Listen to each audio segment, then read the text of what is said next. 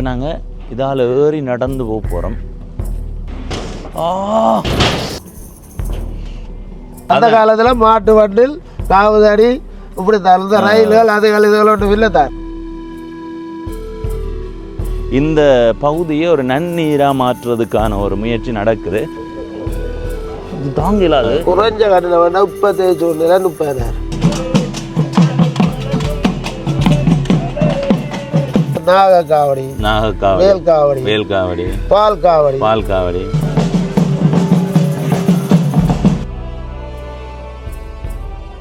இந்த காணொளியை பார்த்து கொண்டிருக்கிற நீங்கள் எதிர்காலத்தில் ஏற்றுமதி இறக்குமதி சார்ந்த சேவையை பெற்றுக்கொள்ள விரும்புகிறீர்களா? கவலைப்பட வேண்டாம். ஜெஃப்னா பிஸ்னஸோட தொடர்பு கொள்ளுங்கோ. திரையில தெரிகிற இந்த தொடர்பெண்ணை பயன்படுத்தி அவர்களோட தொடர்பு கொண்டு மேலதிக விவரங்களை பெற்றுக்கொள்ளுங்கோ. இது மாத்திரமல்லாது நிறுவனங்களை பதிவு செய்து கொடுக்கிறார்கள், அறக்கட்டளைகளை பதிவு செய்து கொடுக்கிறார்கள், சகல விதமான சட்ட ரீதியிலான உரிமங்களையும் பெற்றுக் கொடுக்கிறார்கள். அத்தோட கணக்கியல் சேவையையும் வழங்குகிறார்கள். எனவே இந்த சேவைகளை பெற்றுக்கொள்றதுக்கு ஜெஃப்னா பிஸ்னஸோட தொடர்பு கொள்ளுங்க. வணக்கம் நண்பர்களே, நான் உங்கள் நண்பன் தர்சனாமூர்த்தி பவனீசன். இன்று 2ஆம் நாள் 9ஆம் மாதம் 2025ஆம் ஆண்டு செவ்வாய்க்கிழமை. நேரம் காலை 10:41 ஆகுது. செல்வச்சன்னதி முருகன் கோவில் திருவிழா தொடங்கி 11ஆவது நாள் என்று நேற்று 10ஆம் நாள் பூங்காவன திருவிழாவை காணொலியாக பதிவு செய்திருந்த நேற்றைய காணொலி பார்க்காதவர்கள் போய் பாருங்கோ. இன்றைய நாள் முருகன் கோயிலுக்கு போகிற நேரத்தில் எங்களை இருக்கிற அந்த அழகிய காட்சிகளை உங்களோடு பகிர்ந்து கொள்ள போகிறோம். அதாவது கோயில் சூழலை. அதை விட இந்த காணொளியில் ஒரு சிறப்பு பகுதியாக ஒன்றை சேர்க்க போகிறோம். என்னென்னா, செல்வச்சன்னதி முருகன் கோயில்ன்றது அதிகமான காவடி வார ஒரு கோவில். எனவே அந்த கோவிலில் நிறைய பேர் காவடி கொண்டு வந்து அங்கே இப்போ நாங்கள் காவடி எடுக்கணுமெண்டா அவர்களோட போய் கதைச்சு அங்கே இருந்து கோயில் முண்டலுக்கு போய் தான் நாங்கள் காவடியை ஆரம்பிப்போம். அதாவது அங்கே ஆட்டக்காவடி எடுக்கிறதுண்டா. வெளியிடங்களில் இருந்து வாரேண்டா அதை ஒவ்வொரு இடத்துல இருந்து வருவார்கள். இப்போ கோயில் சூழல் எடுக்கிறேன்னா அங்கே போய் கதைப்போம். எனவே இன்றைய நாளில் அப்படி ஒரு இடத்துக்கு போய் அங்கே இருக்கிற அந்த காவடி தொடர்பாக தெரிந்த ஒரு ஐயாவோட கதைக்க போகிறோம். அவர் எங்களோட என்னென்ன அனுபவ கருத்துக்களை பகிர்ந்து கொள்கிறார் என்றதை இந்த காணொளியில் தெளிவாக உங்களோட பகிர்ந்து கொள்ள போகிறேன். முழுமையாக பார்த்து உங்கள் கருத்துக்களை பகிர்ந்து கொள்ளுங்கள். இதுவரை பவனீசன் என்ற இந்த யூடியூப் சேனலை சப்ஸ்கிரைப் செய்யாதவர்கள் சப்ஸ்கிரைப் செய்து பக்கத்தில் இருக்கிற மணிபொத்தன் பெல் ஐக்கானை அழுத்தி இணைந்திருங்கள். அப்போ தான் நான் போடுற ஒவ்வொரு காணொளியும் உங்களை வந்து சேரும். இப்போ நாங்கள் எங்களுடைய பயணத்தை தொடங்க போகிறோம். நாங்கள் நீண்ட காலமாக திருவிழா ஆரம்பித்த அந்த கொடியேற்ற நாளண்டு போனது தோப்பு வீதி, அதாவது தொண்டைமானாறு அச்சுவேலி வீதியால் போனாங்கள். ஆனால் அதுக்கு பிறகு பருத்தித்துறை வீதியால் தான் அதிகம் பயணம் செய்த நாங்கள் இன்றைய நாளில் அச்சுவேலி தொண்டைமானாறு வீதியூடாக போகிறோம். இப்போ அச்சுவேலி நகர பகுதிக்கு வந்துட்டோம். இந்த அச்சுவேலி நகர பகுதியை தனி காணொலியாக போட்ட நாங்கள் பவனீசன் அச்சுவேலி என்று தேடினா அந்த காணொலியை நீங்கள் பார்க்கலாம்.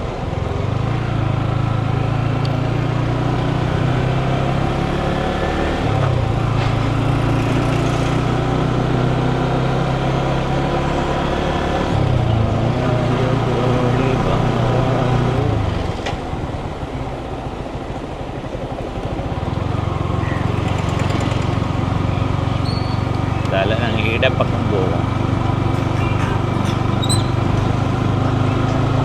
நீங்கள் வடிவாக அவதானிச்சு பாருங்க. அச்சுவேலி நகர பகுதியில் இருந்து தொண்டைமானாருக்கு போகிற வீதியும் இன்னும் போடுபடையலை. அதே மாதிரி பருத்தித்துறை பிரதான வீதியால் போகும்போது நாங்கள் உடுப்பட்டி வீதிக்கு திரும்பி அதுக்கு பிறகு செல்வச்சன்னதி முருகன் கோயிலுக்கு போகிறதுக்கு திரும்புகிறோம் தானே. அந்த திரும்புகிற வீதியுமே போடுபடையலை. நீங்கள் ஏற்கனவே நாங்கள் போட்ட காணொலிகளை போய் பார்த்தா தெரியும். இந்த ரெண்டு வீதியுமே இன்னும் போடப்படாமல் இருக்குன்னு தெரியலையப்பா. பாருங்க, ஒரு தண்ணீர் பந்தல்கள் போடப்பட்டிருக்கும் இந்த வீதியில்.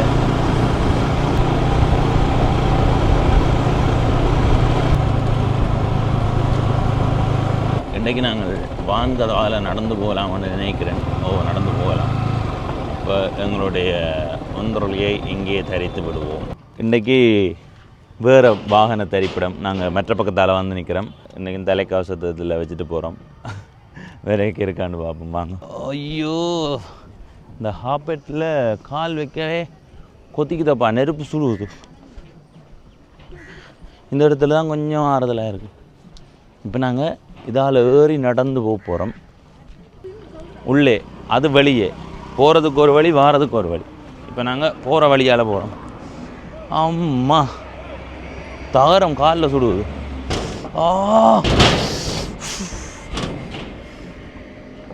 காலில் சுடுதுடா அவளே வா.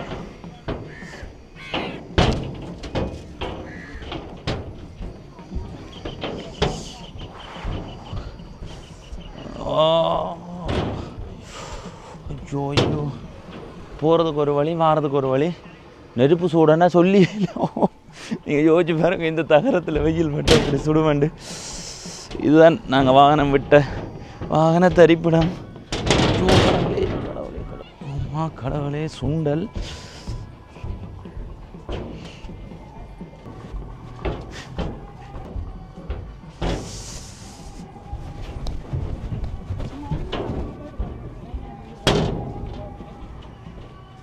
வேமா வேமா.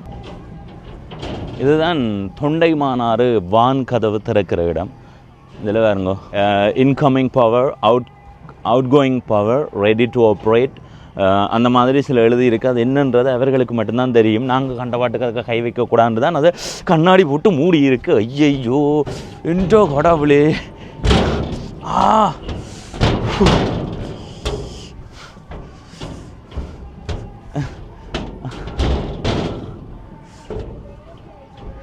இங்கே வாங்க இதால் பாருங்க, அந்த வான் கதவை பாருங்க. இதை மேலே உயர்த்தி கீழே பதிச்சு தண்ணி நிற்கணுமா இல்லையான்றதை அவர்கள் தான் முடிவு செய்வார்கள். முந்தி அப்படியே போகிறதுக்கான ஒரு சூழலில் தான் இருந்ததாம். ஆனால் பிற்காலத்தில் இது சொல்கிறதுக்கே இந்த கடவுளே, சொல்கிறதுக்கே நிற்கலாகிற கடவுள்.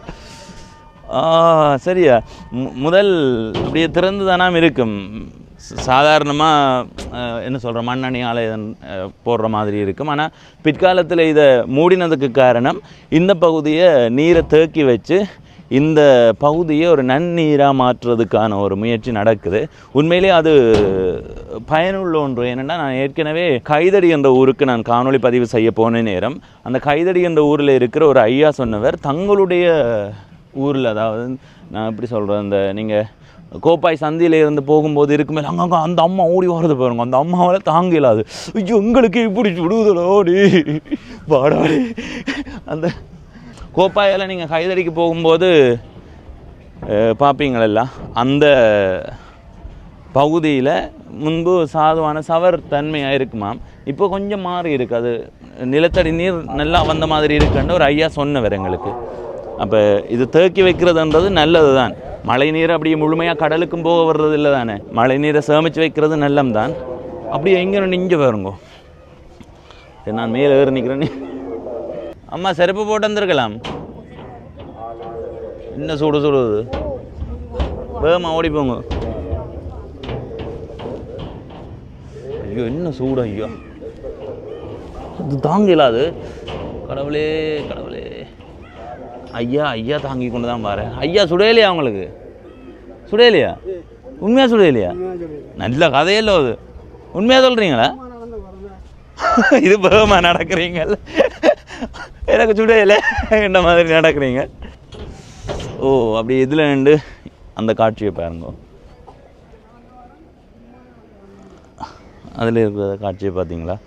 அடுத்தது இந்த பக்கம் கோயில், அதில் நிறைய பேர் நீராடுறார்கள். அப்படியே இந்த பக்கம் பாருங்க. என்ற கடவுளே அம்மா நிற்கிற மாதிரி இல்லை, இன்னும் சூடு மக்களே. இந்த காணொலியை பார்க்குற யாராவது சின்ன பிள்ளைகளை கூட்டிக்கொண்டு வரீங்கன்னா சிறப்பு போட்டிருந்தால் அதில் கழட்டி விட்டுட்டு போக சொல்லுங்கள். பெரிய ஆக்கள் கூட அம்மா அப்பாவை கூட்டிக்கொண்டு வரீங்கண்டா. ஏன்னா இதில் நடந்து கால் அப்படி சுடுவது என்ன, அதில் அவதானமாக இருங்கோ. சரி போவோம். இதில் இனி மெதுவாக இறங்கி போகலாம், இறங்கி போகலாம். மக்களே, நீங்கள் செல்வச்சன்னதி முருகன் கோயிலுக்கு வீட்டிலேருந்து அடி அடித்து கொண்டு போவோம்னு நினைக்கிறீங்கள் என்று எப்பவுமே இந்த பாதையை தெரிவு செய்யாதீங்க. இது உங்களுக்கு தான் அடியாக இருக்கு.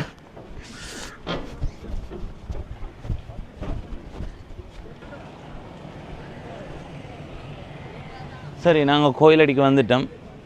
இப்படியே கோயில் சூழலை பாருங்க.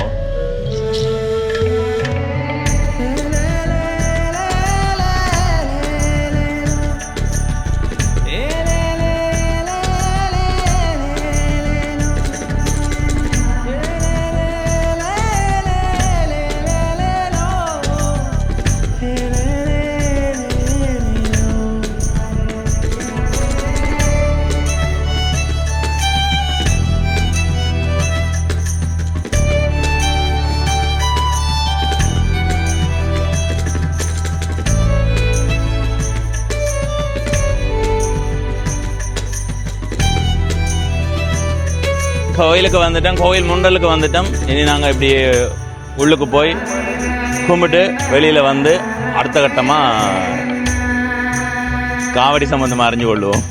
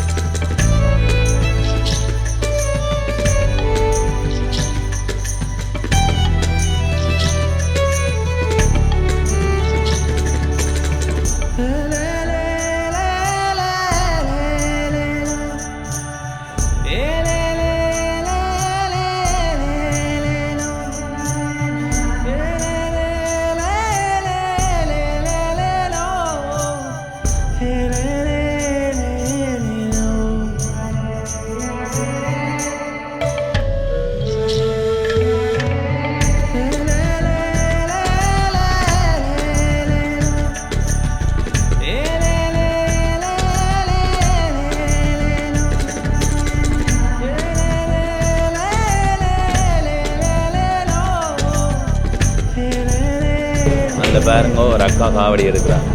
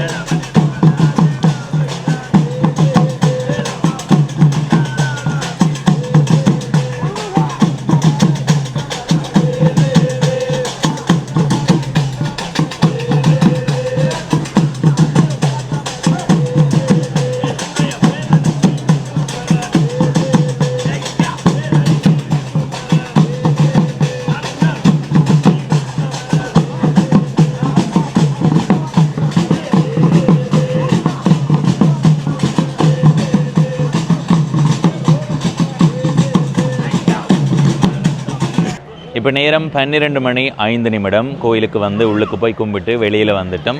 அந்த காட்சிகளை நீங்கள் பார்த்துருப்பீங்கன்னா இந்த கோயில் சூழல் எப்படி இருக்குன்னு பார்த்துருப்பீங்க. நேற்று இதே நேரம் உண்மையிலே அவ்வளவு மக்கள் கூட்டம். நேற்று பூங்காவன திருவிழான்றதால இன்றைய நாளில் மக்கள் கூட்டம் குறைவாக இருக்குது. மாலை வேளையில் அதிகமாக வருவார்கள் என்று நம்புகிறேன். ஏன்னா நாங்கள் வரும்போது அதில் எவ்வளவு வெயிலுங்க காலை சுட்டு தள்ளினதுன்றதை பார்த்துருப்பீங்க. எல்லாருமே யோசிக்கிறது வெயில் தனியாக போவோம்ண்டு அந்த மாதிரி பின்னேரத்தில் வருவார்கள். ஆனாலும் மக்கள் வந்து போகிறார்கள். குறைவு, நேற்றையோட ஒப்பிடும்போது குறைவு. இன்றைய நாளில் நாங்கள் வரும்போது ஒரு ஐயா தீச்சட்டி எடுத்ததை பார்த்துருந்தோம், அதே மாதிரி ஒரு அக்கா காவடி எடுத்ததை பார்த்துருந்தோம். அந்த மாதிரி வித்தியாசமாக இருந்தால் ஆனால் நேற்றைய நாளில் அதிகமான காவடிகளை பார்க்க முடிந்தது. இப்போ நாங்கள் இந்த இடத்துல இருந்து எங்கே போக போகிறோம்னா, அந்த காவடி எடுக்கிற இடம் இருக்குத்தானே, ஒவ்வொரு தரம் இங்கே கொண்டு வந்து காவடி வச்சிருக்கிறார்கள், நிறைய காவடிகள் இருக்கும். அந்த மாதிரியான ஒரு இடத்துக்கு போய் அங்கே இருக்கிற ஒரு ஐயாவோட கதைக்க போகிறோம். வாங்க போவோம். என்னுடைய சில கேள்விகளை அவர்கிட்ட கேட்டு அவர் என்னென்ன தகவல்களை பகிர்ந்து கொள்கிறார்களோ அதை உங்களோட பகிர்ந்து கொள்கிறேன். வணக்கம் ஐயா. வணக்கம். உங்கள் பெயர்? சிங்கராசா. உங்கள் ஊர்?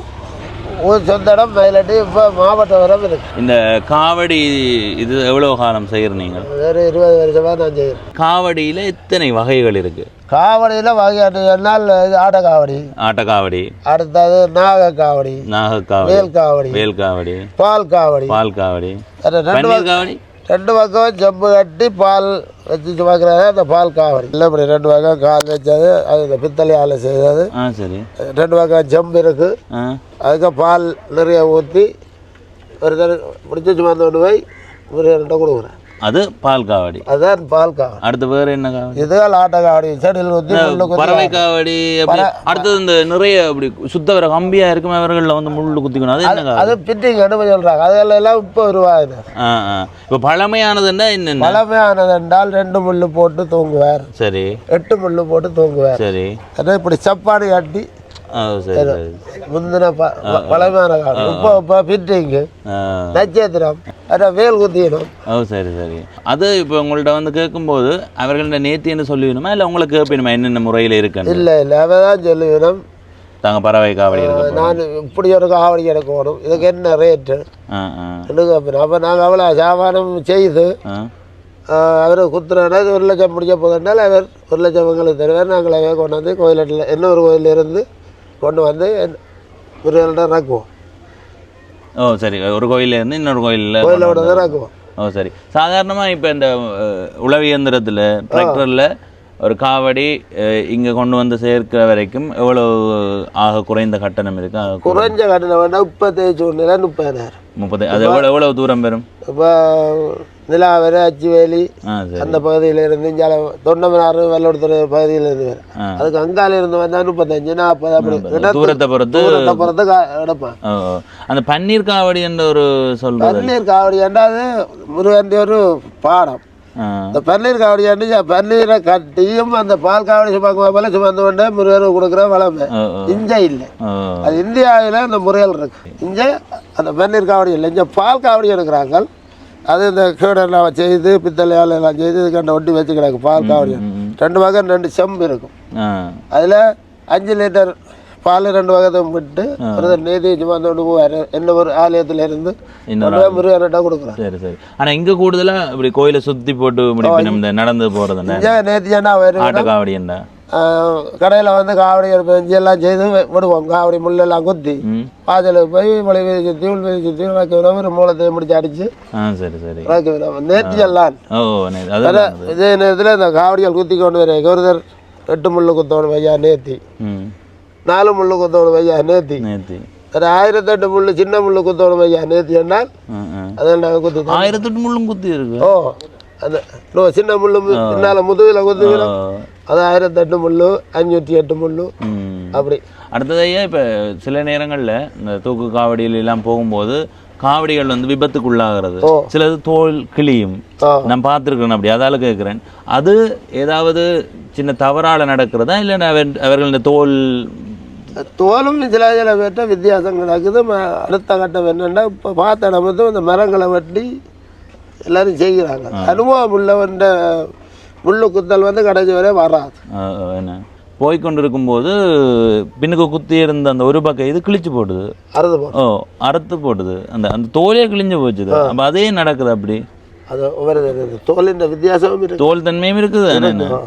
இப்போ உங்களோட நாங்கள் முள்ளு குத்தேக்க ஒருத்தருக்கு நல்ல பில்லா பிடிச்சி குத்துனாலும் முள்ளு ஏறார். ஒருத்தர் இருக்கிறார் நாங்கள் பிடிச்சி போட்ட உடனே புசுக்காட்டு போகும். அப்படி ஒருத்தர் தோலும் வித்தியாசங்கள் இருக்கு. சில பேர் அந்த பயத்தில் பறவை காவடி எடுக்க அந்த செல்லரை குத்தாட்டாலும் பிள்ளையார்ந்து போகிறோம். சரி சரி. சில பேர் சரியா பிடிச்சி பார்த்து தான் குத்துவோம். அது நாங்களும் அந்த கடிஜம் இருக்கு, அந்த கடிஜத்தை பிடிச்சி தான் குத்துவோம். சில பேர்ட்டு அந்த கம்பி இருக்குல்ல, டென்பர் குறைஞ்ச கம்பியும் இருக்கும், டென்பர் கூறின கம்பியும் இருக்கല്ലോ. டென்பர் கூறின கம்பி கடைஞ்சி வரையும் ஒன்றும் செய்யாது. டென்பர் குறைஞ்ச கம்பி சில வேலையில் குத்தி போட்டு அடிக்கொண்டு போக நிமிந்து போகிறோம், அப்படி ஏதாவது கலட்டி போகிறோம். அடுத்தது அந்த கம்பி இருக்குல்ல, அது என்ன அது லோகம்? வெள்ளிரும்பு ஸ்டீல் கம்பியாண்டு இருக்கு. அது தனி வெள்ளிரும்பா? வாழ்க்கையில கறக்காது. அது கறத்தா எல்லாம் நோய் வந்துருமே. இது கறக்காது. நாங்கள் ஒரு குத்தி போட்டு கழுவி பக்குவம் பண்ணி வைப்போம். அந்த கம்பியால ஒரு எந்த தீங்கும் வராது. கரல் பிடிக்கிற விஷம் இது இல்லை. பட் அதுல சில பேர் அந்த டென்பர் குறைஞ்ச கம்பியில வந்து கலப்பு கம்பியும் இருக்கு. அதே சில வேளையில பாருங்க தலைப்பில் கருப்பு வரும், அது அந்த லக்க கம்பி. நாங்கள் இப்போ 100 ரூபா குறைஞ்ச கம்பி எடுத்தோட இருந்தால் அதில் கொஞ்சம் தீங்கல் இருக்கு. கொஞ்சம் விலையை பார்த்து செய்கிற சேவையை சரியா செய்யாம இது உங்களுக்கு வருமானம்ன்றதை தாண்டி இது ஒரு சேவையாகவும் நீங்க பார்ப்பீங்க. இது முக்கியமான ஒரு சேவை. ஒரு மனுஷனுக்கு நேர்த்திக்கு நாங்கள் நேர்த்தியாக செய்யும் போது ஒரு சின்ன தவறு ஒரு வேண்டுதல் எவ்வளவு காலமா வேண்டி இருப்பீங்க. இந்த வருஷம் நீங்கள் வாரியால் ஐயா காவடி குத்தணும். உங்களுக்கு நாங்கள் முள்ளை குத்தி விட்டால் சில பேர் முள்ளு குத்தினால் கடைசி வரையும் கூட புண் மாறாது. ஒரு மாதம் 1.5 மாதம் சாதாரணமாக எவ்வளவு காலம் நாங்கள் முள்ளு குத்தினால் 15 நாளைக்கு உள்ள எல்லாம் மாறும். சில பேர் குத்தினால் அது 1 மாதம் 1.5 மாதம் செல்லும். அடுத்தது இப்போ காவடி இந்த அளவுகள் என்ன? சின்ன சின்ன காவடி என்னென்ன அளவுகள்ல இருக்கு? இதுகள் அளவண்டு இல்லை. இதில் பார்த்தீங்கன்னா இது பெரிய காவடி. அடுத்ததாங்க குட்டி காவடி எல்லாம் குட்டி காவடியால் இருக்கு. எத்தனை அளவில் இருக்கு? அது நாங்கள் பெரிய ஆக்களுக்கு ரெண்டு வைப்போம். 12 வயது 14 வயது 15 வயது பிள்ளைகள் தோல் காட்டி அளவு தான். சரி சரி, இதுதான் இருக்கும். இது சும்மா தூக்கி வச்சு பார்க்கலாமா? பார்க்கலாம், பிரச்சனை இல்லை, ஒரு பிரச்சனை வச்சு பார்க்கட்டேன். சும்மா கொலையை பார்ப்போம். அப்படியே அப்படியே இதுலையா அங்கே போவோம். அப்படியே வேறு இப்படியா? அதுதான் நல்லா இப்படி ஆடுறதுக்கு அவ்வளோ நீங்கள் இப்போ ஆடி போட்டு போக காஜு போட்டோம், நேர்த்தியாட்டா காஜு போட்டோம். இந்த காவடி அந்த ஒரு அளவான பேரம் தானே, நாக பேரம் மட்டும் இல்லை இருக்கு. இதை விட பெரிய காவடி அளவு இருக்கு. அடுத்தது அந்த காவடி கொஞ்சம் வித்தியாசம் வேறு. இங்கே வருங்க, அது வேல், பெரிய வேலோட இதே மாதிரி நடக்கும். இது வேல் மற்றது நாகம். இது அதை விட கொஞ்சம் பேரமே, கொஞ்சம் பேரமா இருக்குமா.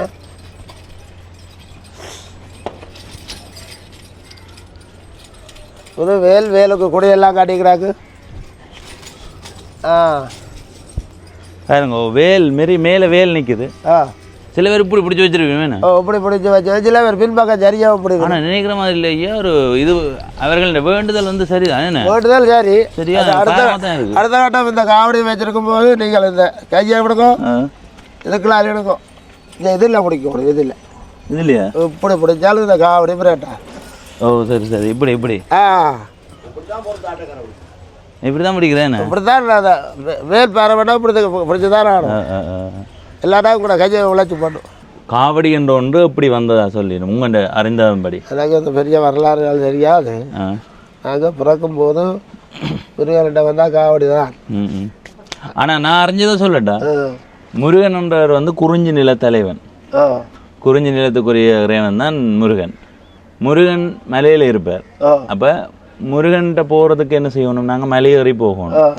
மலையேறி போறவர்கள் முந்தைய காலம் மாதிரி இல்லை. இன்னைக்கு விடிய போனா பின்னேரம் வந்து சேர்றதுக்கு அங்க போனா ஓரிரு நாட்கள் ஆகும்.